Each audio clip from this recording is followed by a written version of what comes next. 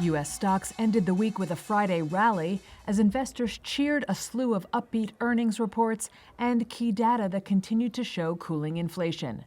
The Dow gained 0.5%, the S&P 500 climbed nearly a full percent, and the Nasdaq soared 1.9%.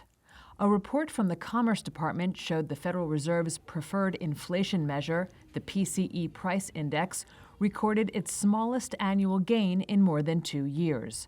The report came 2 days after Fed Chair Jerome Powell said that staff at the central bank was no longer forecasting a recession, but would also not rule out another rate hike.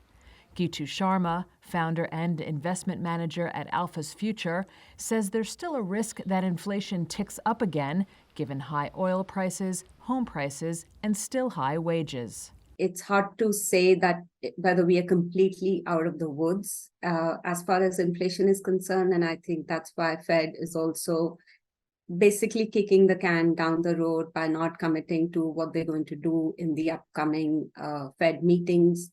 In earnings news, shares of Procter & Gamble climbed 2.8% after the consumer giant beat analysts' estimates for quarterly sales. Ford shares shed 3.4% after CEO Jim Farley outlined a change in the automaker's product strategy, slowing the ramp-up of money-losing electric vehicles. And shares of Roku soared more than 31% to close at their highest level in over a year after the streamer gave an upbeat quarterly revenue forecast.